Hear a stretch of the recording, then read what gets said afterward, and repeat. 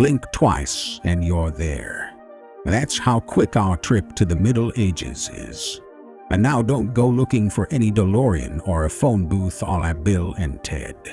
This is pure imagination, our first glass ticket to time travel. As your feet touch the cobblestone streets, you are greeted by a confusing symphony of sounds. A clanging metal from the blacksmith, clucking chickens underfoot, and an enthusiastic bard strumming a lute like it owes him money. But the smell isn't a rose garden either. Imagine a blend of burning wood, farm animals, and... was that rotten eggs? Nah, it's probably just the fragrance of the Middle Ages. In case you had any doubts, welcome, friend. You have indeed arrived at the Middle Ages. Look around and feast your eyes on the bustling life of a medieval town.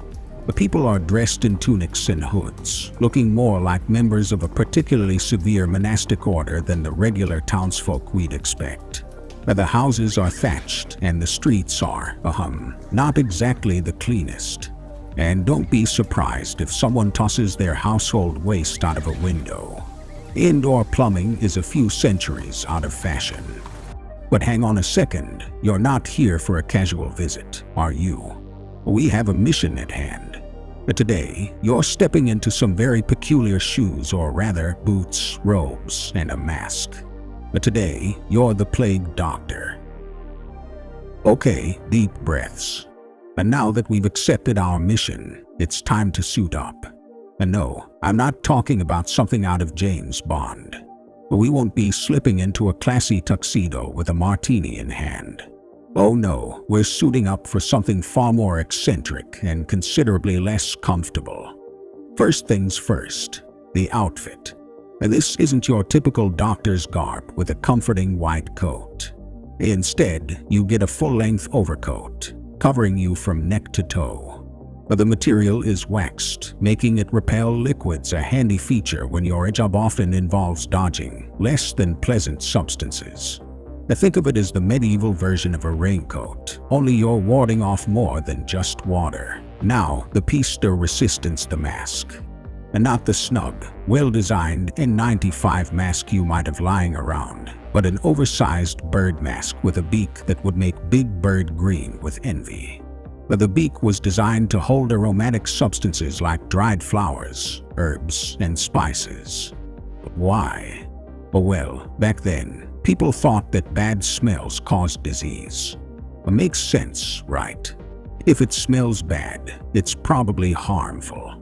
So they filled the beak with things that smelled nice in the hope it would keep the plague at bay. Picture yourself wandering around smelling a constant potpourri while attending to the sick. I bet you wouldn't find that in a modern job description. Now here's a fun fact. Have you ever wondered why many illustrations of plague doctors show them carrying a long stick? No, it wasn't to help them navigate the plague-ridden streets or poke socially distanced patients from afar, although they actually did that. The stick had a far more practical use. It was used to flip over the clothing or bed sheets of the sick, or even to help remove the clothing. It's the Middle Ages version of a 10-foot pole when you wouldn't touch something with a... oh well, you get it. Finally, to finish off the outfit, you'll don a wide-brimmed hat that makes you look like you're about to break into a rendition of Old MacDonald Had a Farm. This wasn't just a fashion statement, it was a badge of office, showing everyone that you were a doctor. It was pretty much like wearing your degree on your head. And there you have it. You are now the proud, or perhaps somewhat reluctant, wearer of the classic plague doctor getup. You might not win any fashion awards, and forget about stealth with that beak knocking into everything. But hey, at least you're ready for a day's work in the 14th century. But bring on the plague. Now, let's not dilly-dally. Off we go to our first house call. Stay close and watch out for that flying bucket of... Never mind, too late. Welcome to the Middle Ages. All right. You've got the gear, you've got the style more or less, and you've got that omnipresent aroma of herbs. A time to roll up your overcoat sleeves and get to work. Or rather, get to the messy, chaotic, and often unappreciated work of being a plague doctor. Let's start with a typical house call. You step over the threshold into a dim, cramped room that smells like it could use a good airing out. A sense of dread fills the air. You can barely see, thanks to your limited peripheral vision, a tiny inconvenience we neglected to mention about your mask. Your job: diagnose the patient. But keep in mind, this isn't an episode of House where you can order a round of tests and have them back before the commercial break. Instead, you have to rely on symptoms and, well, a bit of guesswork and your medical training. It's like playing a game of Chinese whispers that's gone on for several generations. The information has been passed down from one doctor to another, with some parts lost or distorted in the process. Now here's a fun, albeit grim, fact. Plague doctors were also public servants, which means that part of your job was counting the dead. It's sort of like being an accountant, but with a higher emotional toll and definitely no lunch breaks. Each day, you'd report the number of deaths to public health authorities, helping to paint a picture of how fast and wide the plague was spreading. Remember that stick we talked about? It's about to come in handy again. You'd use it to check patients' pulses and tongues without touching them directly, because even in the 14th century, they knew about the concept of personal space and, more importantly, contagion. Now, you might be wondering, if the job was so risky and uncomfortable, why would anyone choose to be a plague doctor? For one thing, they were often exempted from local laws, which meant they could do things like perform autopsies, which were typically forbidden by the church. But more importantly, there was the pay. Plague doctors often earned a substantial income, and in times of plague, they could pretty much name their price. But despite the money, it wasn't all rosy for our beaked medics.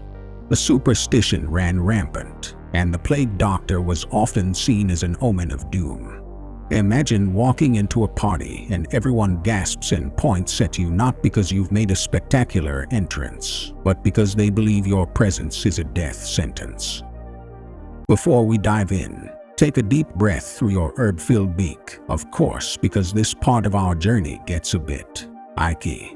We're about to face the big bad wolf of the Middle Ages, the infamous Black Death. But no, it's not a heavy metal band. It's arguably the worst pandemic in human history. Let's start with the basics. What caused the Black Death? The popular kid on the blame block is a bacterium named Yersinia pestis, but we'll just call it YP, so we don't start sounding like a textbook. YP was quite the social climber, living comfortably in fleas, which in turn were roommates with rats. These rats, completely unaware that they were the hippest flea hostels in town, hopped onto ships traveling from Asia to Europe. The fleas, not being the most loyal of companions, would jump off their rat pals and onto humans at the first chance. So essentially, YP got a free cruise to Europe, kicking off the grand tour of devastation. So, what were the symptoms of this horrible disease? At the risk of ruining your breakfast, they included things like fever, chills, weakness, and swollen, painful lymph nodes, buboes that turned black, hence the name Black Death. Oh, and there was also vomiting, sweating, and aching joints. Not exactly a recipe for a good time. Now here's an interesting, albeit morbid, fact. During the Black Death, Europe's population took quite a hit. It's estimated that between 75 and 200 million people died, which was about 30–60% of Europe's entire population at the time. That's like wiping out the population of modern-day Germany twice.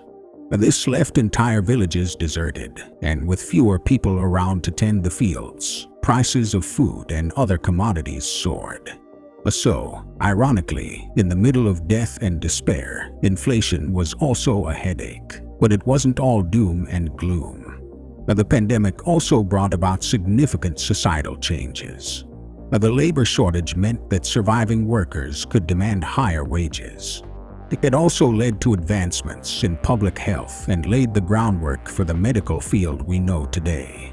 So, in a weird twist of fate, the Black Death was a dark cloud with a silver lining, proving that humanity has a knack for bouncing back, even from the direst circumstances. Alright, enough of the history lesson.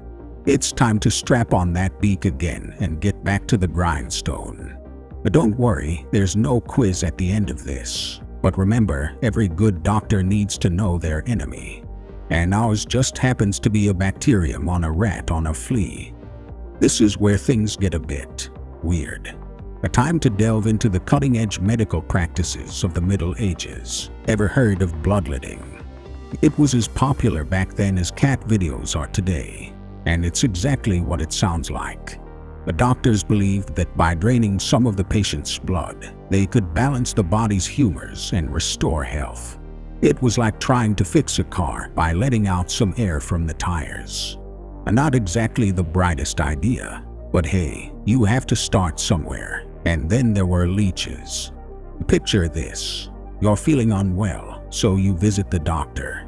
But the doctor nods wisely, reaches into a jar, and sticks a slimy, wriggling leech onto your skin. Feeling better yet? Thought not. The leeches were used in much the same way as bloodletting to suck out the disease. But honestly, after a leech therapy, the plague might not seem that bad. Now for the cures. Some treatments for the plague ranged from the slightly sensible to the utterly bizarre.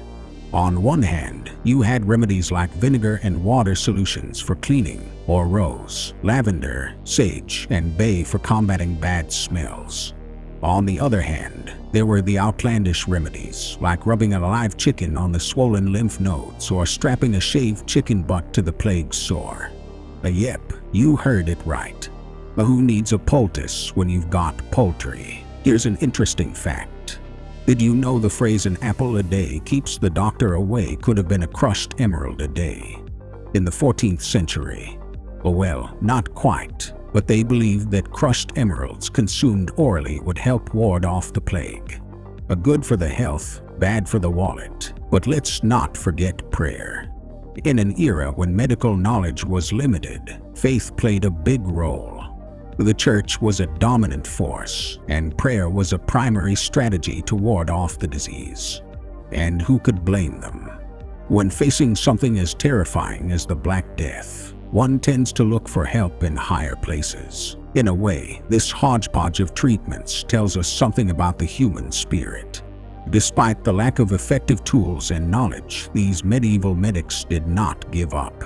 They tried everything they could think of, and while some of their methods might make us laugh or cringe today, they laid the foundations for future medical advancements.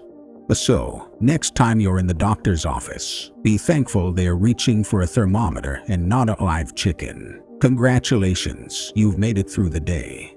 You've dealt with medieval smells, a disturbing amount of poultry, and far too many leeches. As the sun sets, you take off your beak for the last time, grateful that tomorrow's to-do list doesn't involve counting dead bodies or dodging bucket loads of, well, you know. Oh, and before you go, do us a favor. If you've enjoyed this romp through history as much as we have, give us a thumbs up and hit that subscribe button. We've got plenty more time-traveling tales to tell, and trust us, you won't want to miss them. Plus, we promise there'll be fewer chickens next time.